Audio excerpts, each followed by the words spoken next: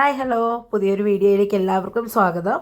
കൂട്ടുകാർക്കെല്ലാം സുഖമല്ലേ? ഞാനും ഇവിടെ സുഖമായിരിക്കുന്നു. കഴിഞ്ഞ വീഡിയോയിൽ ഞാൻ രണ്ടാം റൗണ്ട് കായെടുപ്പും വിശേഷങ്ങളും ഒക്കെ കാണിച്ചിരുന്നു. കായെടുപ്പ് കഴിഞ്ഞാലുടനെ ആ കൊത്തുണങ്ങുന്നതിന് മുമ്പായിട്ട് നമ്മളൊരു മരുന്ന് ഏലത്തിന് അടിച്ചു കൊടുക്കും. കൂടുതലും നമ്മൾ ഫോളിയാർ ആയിരിക്കും പിറ്റേ ദിവസമോ അല്ലെങ്കിൽ 2 ദിവസത്തിനുള്ളിൽ ഒരു ഫോളിയാർ അടിച്ചു കൊടുക്കും. അങ്ങനെ ഇവിടെ ഫോളിയാർ അടിക്കുന്ന വിശേഷങ്ങളാണ് ഇന്നിവിടെ കാണിക്കുന്നത്.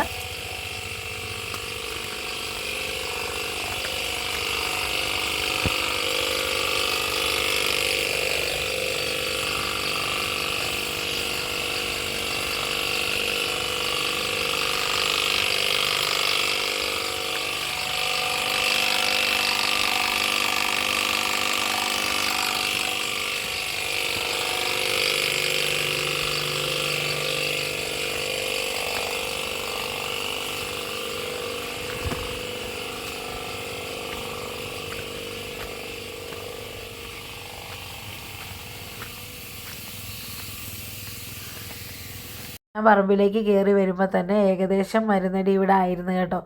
അപ്പം ഇതൊരു 1.5 ട്രമ്മ് മുഴുവൻ കലക്കിയാൽ മതിയായിരുന്നു. അപ്പോൾ ഒരു ട്രമ്മ് കലക്കി അതിൻ്റെ പകുതിയോളം അടിച്ചു കഴിഞ്ഞിരുന്നു. ഫോളിയാർ അടിക്കുന്നതിൻ്റെ പ്രത്യേകത എന്ന് പറഞ്ഞു കഴിഞ്ഞാൽ അടുത്ത പ്രാവശ്യത്തേക്ക് നല്ല രീതിയിൽ പൂക്കാനും കായ്ക്കാനും വേണ്ടിയിട്ടാണ് ഈ ഫോളിയാർ അടിച്ചു കൊടുക്കുന്നത്.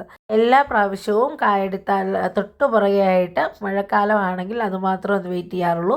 ഫോളിയാർ നമ്മളിവിടെ അടിക്കുന്നതാണ്. അതിൻ്റെയൊക്കെ വ്യത്യാസം നമ്മുടെ ഏലത്തിനുള്ളതുമാണ്. അങ്ങനെ ഇതാണ്ട് ഫോളിയാർ അടിക്കുമ്പോഴത്തേന് നമുക്ക് ചുവട് വശം മാത്രം അടിച്ചു കൊടുത്താൽ മതി. നല്ലതുപോലെ നിർത്തി അടിച്ചു കൊടുക്കണം. മുഴുവനും കിട്ടുന്ന രീതിയിൽ നല്ലതുപോലെ സ്പ്രേ ചെയ്ത് കൊടുക്കണം. ഈ സ്പ്രേയറിൽ നിന്ന് നല്ലതുപോലെ സ്പ്രെഡ് ആകുന്നുണ്ട്. മാത്രമല്ല ഞാനല്ലല്ലോ അടിക്കുന്നത്, വാപ്പച്ചി ആയതുകൊണ്ട് തന്നെ അതിനൊരു വ്യത്യാസമുണ്ട് കേട്ടോ. പിന്നെ വേണ്ടേ നമുക്കിവിടെ ഓസ് കുരുങ്ങുന്നത് കണ്ടോ. ഈ ഓസ് കുരുക്കം മാറ്റി എടുത്തു വിടാനാണ് ഒരാൾ കൂടി നമ്മൾ ഈ വളം അടിക്കുമ്പോഴും അല്ലെങ്കിൽ നമ്മൾ മരുന്നടിക്കുമ്പോഴും നമുക്ക് വേണമെന്ന് പറയുന്നത്. ബാക്കി എല്ലാ പണികളും നമുക്ക് ഒറ്റയ്ക്ക് ചെയ്യാൻ പറ്റും. ഈ വളമോ അല്ലെങ്കിൽ ഇതുപോലുള്ള ഓസിൻ്റെ മോട്ടറിൻ്റെ പരിപാടികൾ നടക്കുമ്പോൾ 2 പേര് നിൽക്കുന്നതാണ് കേട്ടോ ഏറ്റവും നല്ലത്. അപ്പോൾ വാപ്പച്ചി ഇവിടെ അടിക്കുമ്പം കുരുങ്ങിയ ഓസുകൾ ഞാൻ വലിച്ചു വിടും. അങ്ങനെ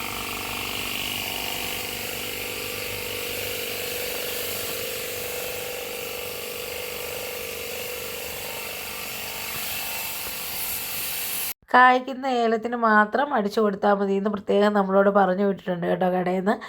കായ്ക്കുന്ന ഏലം എന്ന് ഉദ്ദേശിച്ചത് 2-ാം വർഷം തൊട്ടുള്ള ഏലങ്ങൾക്ക്, 2, 3, 4 വർഷങ്ങളിലെ ഏലങ്ങൾക്കാണ് ഇവിടെ അടിക്കുന്നത്. കുറച്ച് വന്നിട്ടിന്ന് ബാക്കി വന്നിരുന്നു. ഇതിലെല്ലാം അടിച്ചു കഴിഞ്ഞപ്പോഴത്തേനും വാപ്പച്ചി വെച്ച് കൊടുത്ത തൈച്ചെടികൾക്ക് ചുമ്മാ ഒന്ന് സ്പ്രെഡ് ചെയ്ത് വിട്ടിട്ടുണ്ട്. അല്ലാതെ നമ്മൾ ഫോളിയാർ അടിക്കുമ്പോഴത്തേന് തൈച്ചെടികൾക്ക് അടിച്ചു കൊടുക്കേണ്ടതില്ല. നല്ലതുപോലെ പൂക്കാനും കായ്ക്കാനും വേണ്ടിയിട്ട് 2 വർഷം തൊട്ട് മേളിലോട്ടുള്ള ചെടികളാണല്ലോ നമുക്ക് കൂടുതലും കായ തരുന്നത്. 1.5 വർഷം തൊട്ടുള്ള ചെടികൾ നമുക്ക് കായായി തുടങ്ങും. അതിന് മാത്രം അടിച്ചാൽ മതി. ഞാനിവിടെ പറഞ്ഞു വന്നത് തൈച്ചെടികൾക്ക് ഫോളിയാർ അടിച്ച് കൊടുക്കേണ്ടെന്നാണ് പറഞ്ഞു വന്നത്. എന്നാലും അടിച്ചതുകൊണ്ട് തന്നെ മുഴുവനും നമ്മൾ അടിച്ചു. നല്ലതുപോലെ നിർത്തി അടിച്ചത് ഈ 1.5 വർഷം തൊട്ടുള്ള ചെടികൾക്കാണ്. ഫോളിയാർ അടിച്ചു കഴിഞ്ഞ് ഒരു 10 ദിവസമൊക്കെ കഴിഞ്ഞിട്ടേ നമ്മൾ തണ്ടുതുരപ്പനുള്ള മരുന്നടിക്കാറുള്ളൂ. അല്ലാതെ തൊട്ട് പുറകെ തണ്ടുതുരപ്പനുള്ള മരുന്ന് കൊടുക്കാറില്ല. എങ്ങനെ പോയാലും ഒരാഴ്ച കഴിഞ്ഞെങ്കിൽ മാത്രമേ തണ്ടുതുരപ്പനത്തിൻ്റെ ശല്യം കൂടുതലാണെങ്കിൽ മാത്രം ഒരാഴ്ച കഴിഞ്ഞിട്ട് അടിച്ചു കൊടുക്കും. അതല്ലെങ്കിൽ ഒരു 10-14 ദിവസം കഴിയാനായിട്ട് വെയിറ്റ് ചെയ്യും കേട്ടോ. ഇവിടെ പൊതുവെ അങ്ങനെയാണ് വാപ്പച്ചി ചെയ്തുകൊണ്ടിരിക്കുന്നത്. ഈ വർഷം പൊതുവേ നമുക്ക് കുറവാണ്. കഴിഞ്ഞ വർഷമൊക്കെ ഇരട്ടി കായാണ് കേട്ടോ 2-ാം ട്രിപ്പൊക്കെ കായ എടുത്തപ്പോൾ കിട്ടിയത്. പക്ഷേ ഈ വർഷം പൊതുവേ കുറവാണ്. എങ്കിലും പറയുകയാണെങ്കിൽ വേനലിനെല്ലാം വെള്ളം പൈസ കൊടുത്ത് വാങ്ങിച്ചടിച്ചത് കൊണ്ടാവാം വലിയ രീതിയിൽ വേനൽ ബാധിക്കാത്ത ഒരു സ്ഥലമാണിത്. ഈ ഭാഗത്ത് അപ്പുറം ഇപ്പുറമൊക്കെ ഏലക്കാടുകളൊക്കെ ഉണ്ട്. അപ്പം വളരെയധികം ഏലം വെയിൽ നശിപ്പിച്ച് കളഞ്ഞതായിട്ടുണ്ട്. അതുപോലെ സൂക്ഷിച്ചു. കാര്യം പറയുവാണെങ്കിൽ 24 മണിക്കൂറും ഈ ഏലത്തിൻ്റെ പുറകെ നടക്കുന്നതാണ് വാപ്പച്ചി എന്ന് ഞാൻ പറഞ്ഞിട്ടില്ലേ. അപ്പം ഞാൻ വേനലിൻ്റെ സമയത്തും ഇതുപോലെ വെള്ളമൊക്കെ അടിച്ചു കൊടുത്ത് രാവിലെയും വൈകിട്ടും വെള്ളം അടിച്ചു കൊടുക്കുമായിരുന്നു. അങ്ങനെ വെയിലിൽ നിന്ന് സംരക്ഷിച്ചെടുത്തതാണ്. അതുകൊണ്ട് തന്നെ ഈ പ്രാവശ്യത്തെ കായെടുപ്പിലൊക്കെ നമുക്ക് വലിയ ബുദ്ധിമുട്ടില്ലാതെ തന്നെ കിട്ടിയിട്ടുണ്ട്. കുറവായിരുന്നു എങ്കിലും വലിയ കുറവെന്ന് പറയാനായിട്ടില്ല. ആ കഷ്ടപ്പെട്ടതിൻ്റെ ഒരു മുതൽ നമുക്ക് കിട്ടിയിട്ടുണ്ട്. ഇനി 3-ാം റൗണ്ട് കായെടുപ്പിന് വേണ്ടിയിട്ടുള്ള പരിചരണങ്ങളാണ് ചെയ്ത് കൊടുക്കേണ്ടത്. അതിൻ്റെ ഫസ്റ്റ് സ്റ്റെപ്പാണ് ഈ ഫോളിയാർ അടിക്കുന്നത് കേട്ടോ. ഇനി ഓരോരോ കാര്യങ്ങളുണ്ട്. പുറകെ ആയിട്ട് ഞാൻ കാണിച്ചു തരാം. പിന്നെ മരുന്നടിക്കുമ്പോൾ കമ്പൂട്ടൊക്കെ ഇട്ട് വേണം മരുന്നടിക്കാനായിട്ട്. വാപ്പച്ചിക്ക് വശമല്ല, വാപ്പച്ചി തെന്നി വീഴുമെന്നും പറഞ്ഞാണ് കേട്ടോ കമ്പൂട്ടും പ്ലാസ്റ്റിക്കും ഒന്നും ഉപയോഗിക്കാത്തത്. അതുപോലെ കണ്ണാടി ഇടയ്ക്ക് വെക്കുമായിരുന്നു. കണ്ണി മരുന്ന് വീഴുമ്പോൾ ഒരു പുകച്ചിലാണെന്നും പറഞ്ഞ്. ഇപ്രാവശ്യം ഇലകളിലേക്കൊന്നും അടിക്കണ്ടല്ലോ, പോളിയാർ അടിച്ചു കൊടുക്കുന്നത് തേലാണ്. അപ്പോൾ ശരം മാത്രം നല്ലതുപോലെ അടിച്ചു കൊടുത്ത് കവർ ചെയ്തെടുത്താൽ മതി. കണ്ണിലേക്ക് വീഴാൻ സാധ്യതയില്ല. അതുകൊണ്ട് തന്നെ കണ്ണാടിയൊന്നും വെച്ചല്ല കേട്ടോ അടിക്കുന്നത്. ഇന്നത്തെ ഒരു വിശേഷം കുഞ്ഞൊരു വിശേഷമായിരുന്നു. ഏലക്കായ എടുപ്പിന് ശേഷം ഏലത്തിന് നമ്മൾ അടിച്ചു കൊടുക്കുന്ന പോളിയാറിൻ്റെ കുഞ്ഞു വിശേഷങ്ങളായിരുന്നു.